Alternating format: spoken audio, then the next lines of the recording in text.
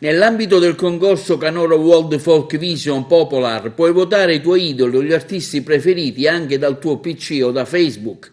All'evento partecipa anche il gruppo agrigentino Città di Agrigento, bisogna quindi registrarsi e votare affinché la nostra formazione possa andare avanti per rappresentare al meglio il nostro territorio, trovandosi già in semifinale mondiale. Per tale occasione va menzionato anche il presidente nazionale dell'ACS del settore danza, Ranieri Manfrin, che ha selezionato i 10 gruppi italiani dei vari settori musicali, tra cui quello della città di Agrigento. Il gruppo Città di Agrigento è stato fondato da Riccardo Cacicia, da più di 45 anni di storia, e si è sempre contraddistinto per la sua professionalità, per l'eleganza nei costumi, per le danze e l'autenticità delle musiche tradizionali della nostra terra siciliana, facendo anche conoscere le tradizioni popolari sicule nei 5 continenti del mondo, e sono stati anche insigniti come ambasciatore della cultura siciliana nel mondo. Quindi l'appello a votarlo, in quanto c'è la possibilità di andare in finale.